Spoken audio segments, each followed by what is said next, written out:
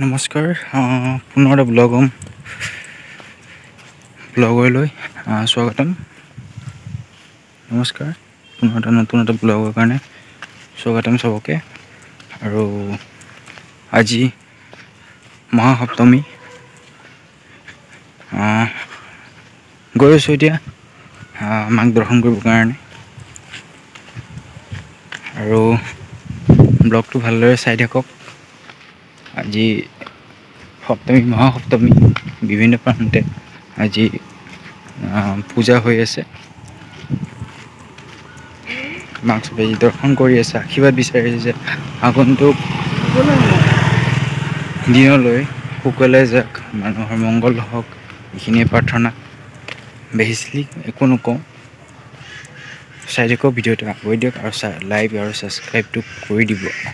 এতিয়ালৈকে আপোনালোকে ছাবস্ক্ৰাইব কৰা নাই, লাইকো কৰা নাই। যোৱাকালি ব্লগ এটা বনাইছিলোঁ মহাষষ্ঠী, সেইটো ব্লগটো আপোনালোকে চাব। আৰু আজি মহা অষ্টমী, সেইটো এটা ব্লগ চাব, চাই থাকক ব্লগটো। আৰু কেনেকুৱা লাগে, কিমান মিনিটৰ লাগে ব্লগ, আৰু ক'ত লাগে তেজপুৰৰ বিভিন্ন প্ৰান্তত মই এইখিনি দৃশ্য দেখাবৰ কাৰণে যিমানে পাৰোঁ দেখাবলৈ চেষ্টা কৰিম মই। আৰু আশীৰ্বাদ কৰক যে এইটো ভালদৰে মই কামখিনি কৰি যাব পাৰোঁ আগন্তুক দিনলৈকে। কুমাৰস্বামী নামঘৰ আহি পাই গ'লোঁ, আৰু পূজা হৈ আছে, দুৰ্গা পূজা। এয়া মায়ে কল চল কিনি আছে পূজাৰ।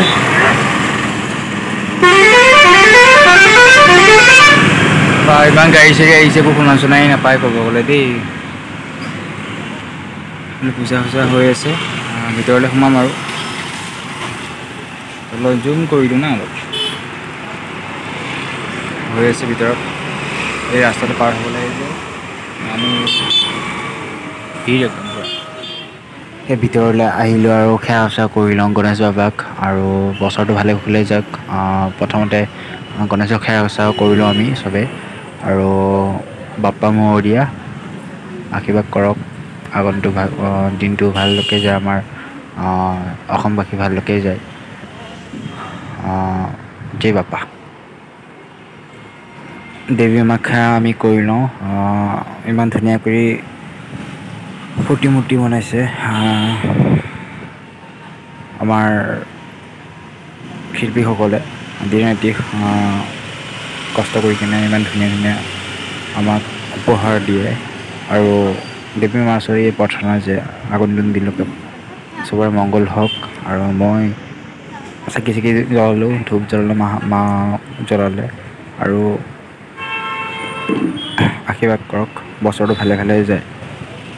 আৰু চাব, শক্তিশালী মা ৰক্ষা কৰিবা। আৰু এতিয়া প্ৰসাদ দিব, আৰু নিৰ্মাল চিমাল লৈ লওঁ এতিয়া, তাৰপিছত প্ৰসাদ দিব। আৰু যি নহওক, বামুণে কি কৰি আছে চাওক, তেওঁ ব্যস্ততা হৈ আছে ৰাইজৰ লগত। ইমান ধুনীয়াকৈ এই দিনটোৰ কাৰণে মানুহে কিমান দিন অপেক্ষা কৰে, এই দিনটোৰ কাৰণে মানুহে বহুত অপেক্ষা কৰি থাকে। আৰু বছৰত পূজা এবাৰ আহে। আৰু আমি লাহে লাহে ঘৰ যাওঁ, আৰু চাই থাকক ব্লগটো, আবেলিকৈ ব্লগ এটা আহি আছে, সেইটো ব্লগ দি দিম আজি। এতিয়া চাই থাকক। জয় মা দুৰ্গা, ধন্যবাদ।